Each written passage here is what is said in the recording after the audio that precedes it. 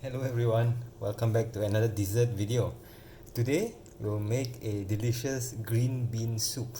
This is traditionally made by the Baba Nyonya or Chinese community. So let's have a look at the ingredients. Now there are plenty of ways to make different variations of this. This is one delicious way. You can try this, alright? So I'll need 1 cup of mung bean or green bean. This is dried and you got to soak it for at least 4 hours. So after soaking it will actually expand. So this is after soaking. So 1 cup. Now we'll need like half cup of choice of usually it's coconut milk, thick coconut milk. If you don't want to use coconut milk, you can substitute with full cream milk, or also like a healthier choice could be skim milk. Okay, we'll need 1/3 cup of small sago pearls. This one we'll add later, but before we add it, we'll have to give it a splash of water. Okay, now the star of the show, of course, and this is you don't want to use this, use white sugar. All right, so this is palm sugar or gula melaka. This is very easily obtained from any Malaysian grocery stores.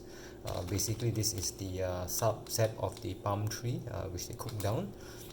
We'll need about 100 grams. So this whole cylinder, this is about 200 grams, so maybe half the cylinder, and after that you can like tweak it to your taste. Alright, so the palm sugar I've heated through a little bit so I can like cut it, or you can just use a big chopper and just chop it down. Okay, so only 4 ingredients, very simple. Let's start cooking. Alright, so first thing is we'll put our 1 cup of mung bean or green beans into 4 cups of 3 to 4 cups of water, and we need to boil this until the bean is almost disintegrating, probably about half an hour. Okay, so bring this to the boil, let it cook in a low flame for about half an hour until you can actually mush down the beans. And after that we will then add in the other ingredients. So I will do this and come back.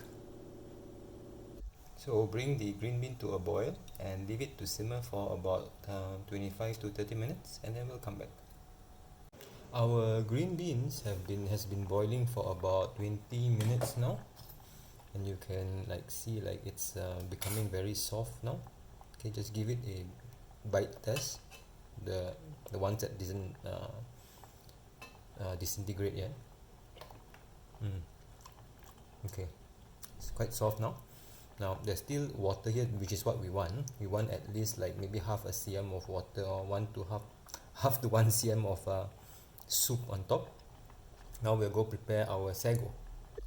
Now the sago itself, if you throw in the sago into the hot liquid, it's just going to congeal on top and you'll get a hard center, and you'll take a lot of time to cook before it goes through. So one tip is you actually pre-soak the sago just like for a few seconds. So I'm just going to like drench a little bit of water on the sago. Okay, we don't have to flood this thing. So we just want to like make it wet. Okay, and the sago will absorb the water. Because it's not hot, the water can easily get absorbed to the core of the sago. Okay, I'm just going to drench it a little bit more of water. We'll put enough of water until like if you tilt the cup, the extra water the extra water does not flow out. Okay, that means it's been absorbed into the sago itself. So you just need a little bit more water here. Not too much water, just a tiny bit of water. Now if you feel like the water is just coming through, you just keep turning, because there could be sago inside that's still dry. Okay, so I'll give this about 1 minute and then we'll come back. Okay, now our green bean soup is boiling. Okay, now our sago is also pre-soaked and ready. Now I'm just going to turn down the heat a little bit and bring it to a simmer. We'll add in our sago. Okay, all of it clean. Okay, we'll just stir it gently, okay, so that we don't get a clump. Gently. Okay, now once we have stirred it gently, and you can see this sago pearls already start becoming translucent because we pre-soaked it. Now we want to turn on the heat a little bit just to bring it back to a boil. Okay, and very few sago pearls would be hard in the middle because we pre-soak it. That's the secret of cooking delicious sago. Okay, now we don't want to like squash any of those sago pearls. Now it's becoming a bit dry because the sago pearls is thickening up the sauce. We're going to add in our milk or our coconut cream. At the same time, let's add in our palm sugar as well. Okay, it's a easy dish. We don't have to follow too much of okay, so this is being like boiled. Okay, let's just give it a bit of time for the palm sugar to dissolve, or the gula melaka to dissolve. Okay, so let this be. I will come back shortly. So the green bean soup is brought to a boil. It's bubbling very nicely. Okay, some people don't add the milk or the coconut cream, that will make it a more clear soup, but because we added the coconut cream, this will be a thick and luscious soup. And it's thick because of the sago pearls that we actually threw in. Okay, you can actually see all the sago pearls inside. Oh.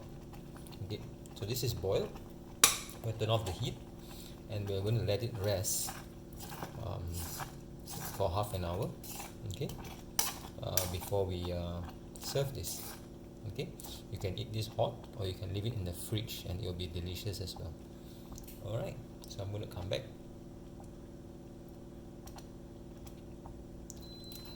If you got any questions about this, feel free to ask me in the comments below.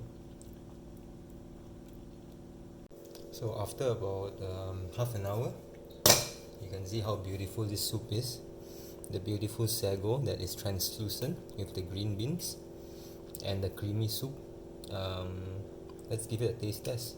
It's thick like this because of the sago. Now if you don't want it to be so thick, put less sago. Okay, the sago will actually thicken up the soup. This is beautiful.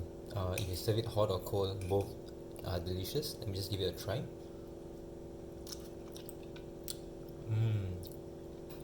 Chewy sago.